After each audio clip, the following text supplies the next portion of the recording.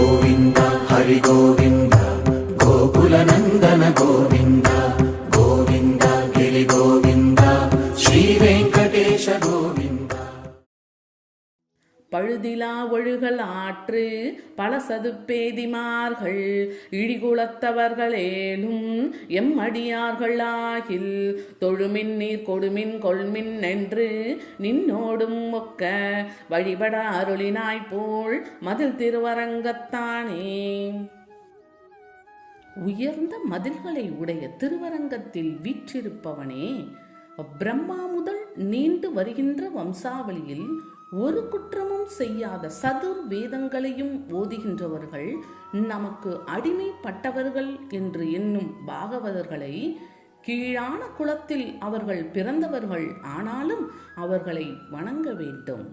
அவர்களிடம் உள்ள சிறந்த விஷயங்களை கேட்டு அறிவை தெளிய வைத்துக் கொள்ள வேண்டும். உங்களிடம் உள்ள உயர்ந்த விஷயங்களை அவர்களுக்கு சொல்ல வேண்டும் என்று பல உபதேசங்களை செயல் மூலம் விளக்கி உனக்கு சமமாக அவர்களை ஆராதிக்கும்படி அருளி செய்தவனே என்ற பொருளில் இப்பாசுரம் உள்ளது. இப்பாமாலையில் சாதாரணமானவர்கள் சிறந்த விஷயங்களை கொண்டிருந்தால் உயர்ந்த நிலையில் உள்ளவர்கள் அவர்களை வணங்கி ஏற்றுக்கொள்ள செய்தவன் பகவான் என்று ஆழ்வார் கூறுகின்றார். ஒரு அரசன் திருமால் மீது பக்தி கொண்டிருந்தான். அப்பொழுது அவன் பூஜை முதலானவற்றை செய்தான். அக்கால கட்டத்தில் ஒரு முனிவர் வந்தார். நீராடி விட்டு வருவதாக சொல்லிச் சென்றவர் வெகு நேரமாக திரும்பவில்லை. பூஜை காலம் முடிந்துவிடும் என்பதால் அவன் அதனை முடித்தான். திரும்பி வந்த முனிவர் அவனை சபித்தார். விஷ்ணு பக்தனை சபித்ததால் சுதர்சன சக்கரம் அவரை துரத்தியது. பல உலகங்களுக்கும் அவர் ஓடினார். ஆனால் எவரும் அவரை காப்பாற்ற முடியவில்லை. இறுதியில் திருமாலிடம் தஞ்சம் அடைந்தார். அந்த அரசனிடமே அடைக்கலம் கேள் என்றார் திருமால். அதன்படி அரசனிடம் அடைக்கலம் ஆன பிறகே சக்கரம் நின்றது. உயர்ந்தவர்களாக இருந்தாலும் கூட இது போன்ற விஷயங்களில் தங்களை விட குறைந்தவர்களை மதிக்க வேண்டும் என்பதை பகவான் அறிவுறுத்தியதை இவ்விடத்தில் நாம் சிந்தித்து பார்க்க வேண்டும். கைசிக புராணத்தில் கீழ்குலத்தில் பிறந்த நம்மாடுவான் ஏகாதசி இரவில் ஒரு ஜாமம் விஷ்ணு சன்னதியில் கானம் செய்த புண்ணியத்தை ஒரு பிரம்மராட்சனுக்கு தானம் செய்ய அது நற்கதி பெற்று சொர்க்கம் சென்றது நம் அனைவருக்கும் தெரியும். இதனை நினைவுபடுத்தவே ஆழ்வார் இப்பாமாலையை நமக்காக அருளியிருக்கின்றார்.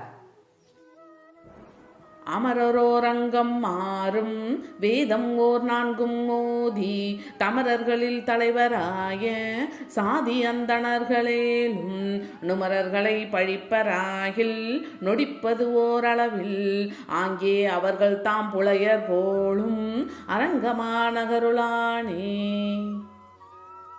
ஸ்ரீரங்கத்தில் உரைபவனே, ஒப்பற்ற சிச்சை, வியாக்கரணம், சந்தஸ், நிருத்தம், சோதிடம், கல்பம் என்னும் 6 வேதாகங்களையும் 4 வேதங்களையும் கற்று உன் அடியார்களில் முதல்வராய் அந்தணர் குலத்தில் பிறந்தவராய் இருந்தாலும் தேவரீருடைய அடியார்களை அவர்கள் குடியை கருதி அவமதித்தால் அந்த வினாடியிலேயே அவர்கள் சண்டாளர்கள் ஆகிவிடுகின்றார்கள். இப்பொருளில் இப்பாசுரம் உள்ளது. இப்பாமாலையிலும் எம்பெருமானின் அடியார்கள் குடிப்பிறப்பில் தாழ்ந்திருந்தாலும் அவர்களை போற்ற வேண்டும் என்பது ஆழ்வாரால் அறிவுறுத்தப்படுகின்றது. ஒரு தவசி காட்டில் திரிந்து கொண்டிருந்தார். அப்பொழுது ஸ்ரீமன் நாராயணன் அவருக்கு காட்சி கொடுத்தார். தவசி அன்பு பெருக்குடன் அவரை வணங்கி போற்றினார். ஏதேனும் வரம் கேளுங்கள், தருகிறேன் என்றார் ஸ்ரீமன் நாராயணன். தவசியான அவர் எதுவும் தேவையில்லாதவராக இருந்தார். இருப்பினும் வெயில் காலங்களில் தண்ணீர் கிடைப்பது கஷ்டமாக உள்ளது. தாகம் ஏற்படும் பொழுது நீர் கிடைக்க செய்ய வேண்டும் என்று அவர் பகவானை கேட்டார். அவ்வாறே அருளி ஸ்ரீமன் நாராயணன் மறைந்தார். ஒரு சமயம் கோடை காலத்தில் தவசி திரிந்து கொண்டிருந்த பொழுது தாகம் ஏற்பட்டது. அந்த சமயம் அழுக்கு மேனியை உடைய ஒரு புலையன் தன் தோள் பையில் இருந்த நீரை கொடுக்க முன்வந்தான். அவன் அழுக்கு தோற்றத்தை கண்ட தவசி வேண்டாம் என்று சொல்லிவிட்டார். பகவான் கொடுத்த வரம் இப்படியாயிற்றே என்று வருந்தினார். அப்பொழுது அங்கு தோன்றிய ஸ்ரீமன் நாராயணன் நீர் கிடைத்ததா என்றார். நடந்த விஷயத்தை தவசி சொன்னார். நீர் தாகம் கொண்டிருக்கின்றீர் என்பதற்காக தேவாமிர்தத்தை தரும்படி இந்திரனிடம் சொன்னேன். மண்ணுலகத்தவருக்கு அமிர்தம் தர இயலாது என்று அவன் கூறினான். நான் வற்புறுத்தியதால் ஒப்புக்கொண்டான். ஆனால் ஒரு புலையன் வடிவில் சென்றுதான் அமிர்தத்தை கொடுப்பேன் என்று அவன் கூறினான். தவசியான நீர் உண்மையை புரிந்து கொள்வீர் என்று நான் நினைத்தேன். தேவாமிர்தத்தை இழந்து விட்டீரே என்றார் ஸ்ரீமன் நாராயணன். கீழானவர்கள் எளியவர்கள் என்று எவரையும் எண்ணக்கூடாது என்பதற்கு பகவான் செய்த அற்புத செயல் இது. இதையே ஆழ்வாரும் இப்பாசுரத்தில் அருளுகின்றார்.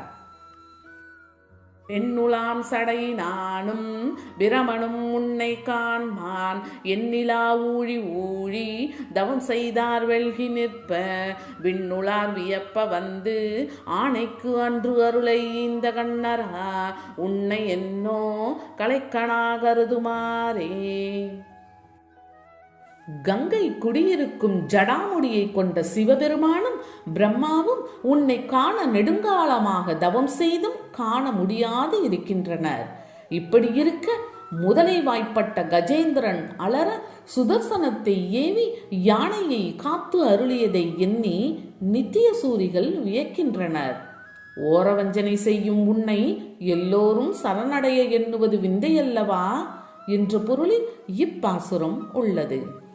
இப்பாமாலையிலும் பகவானின் கருணை திறத்தை கண்டு ஆழ்வார் வியக்கின்றார். தேவாதி தேவர்கள் எல்லாம் உன்னை காண முயல்கின்றார்கள்.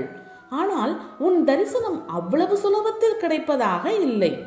ஆனால் தீவினை செய்ததால் ஒருவன் யானையாக மாறினான், அவன் உன்னை பூஜித்தான் என்பதற்காக ஆதி மூலமே என்று அலறியதும் ஓடி வந்து நின்றாய். இது ஓரவஞ்சனை அல்லவா? தீவினை செய்தவனை காக்க ஓடி வருகின்றாய். உன்னை தேடுபவர்களுக்கு காட்சி கொடுக்காமல் மறைகின்றாய்.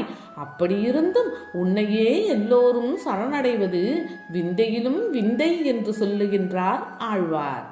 பகவான் மீது குறை சொல்லுவது போல சொல்லி அவருடைய கருணையை உலகத்தவருக்கு உணர்த்துகின்றார் ஆழ்வார். தேவாதி தேவர்கள் அவருடைய தரிசனத்திற்காக முயல்கின்றார்கள். தீவினை செய்த யானை உயிரை காப்பாற்றிக் கொள்ள அலறுகின்றது. உயிரை காப்பதற்குத்தானே முதலில் செல்ல வேண்டும். பகவானிடம் குறை காண இதில் என்ன இருக்கின்றது? இப்படியெல்லாம் குறைகள் சொல்லி நம்மை பக்தி பரவசத்தில் ஆழ்த்துவது ஆழ்வார்களுக்கு வாடிக்கையானதுதான்.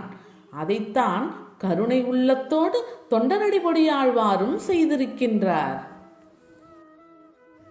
வளையெழும் தவளமாட மதுரை மாநகரம் தன்னுள் கவளமால் யானை கொன்ற கண்ணனை அரங்கமாலை துவளத் தொண்டாய தொல்சீர் தொண்டரடிப்பொடி சொல் இளைய புன் கவிதை ஏலும் எம்பிரார்க்கு இனியவாரே.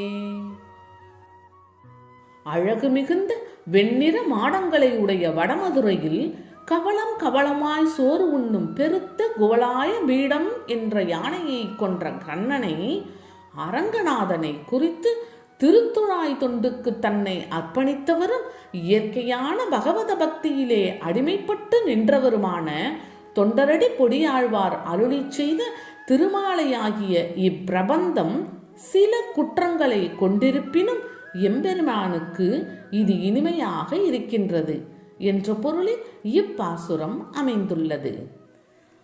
தொண்டரடி பொடியாழ்வார் இயற்றிய இப்பாசுரங்களில் சில குற்றங்கள் இருப்பினும் அது பகவானுக்கு இனிமையானது என்று ஆழ்வாரே கூறுகின்றார். தான் இயற்றிய பாசுரங்களில் சில குற்றங்கள் இருப்பதாக அவரே கூறுகின்றார். அவர் கூறியதில் எது குற்றம் என்பது அறிந்து கொள்வது கடினம்தான்.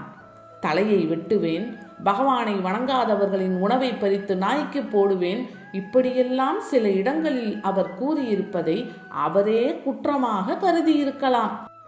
ஆனால் பகவான் மீது அவர் வைத்த பேரன்பு இப்படியெல்லாம் பேச வைத்தது என்று அன்பர்கள் நினைப்பார்களே ஒழிய குற்றமாக ஒருபோதும் கருத மாட்டார்கள்.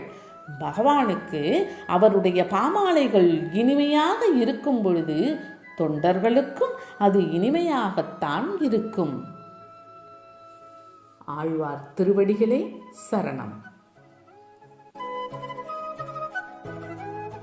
மண்டங்குடியதனில் வாழ வந்தோன் வாழியே, மார்கழியில் கேட்டை நாள் வந்துதித்தோன் வாழியே, தெண்டிரை சூழ் அரங்கரையே தெய்வமென்றான் வாழியே, திருமாலை 9 செப்பினான் வாழியே, பண்டு திருப்பள்ளி எழுச்சி பத்துரைத்தான் வாழியே, பாவையர்கள் களவிதனை பழித்த செல்வன் வாழியே, தொண்டு செய்து துலபத்தால் துளங்கினான் வாழியே, தொண்டரடிபொடியாழ்வார் துணைப்பதங்கள் வாழியே.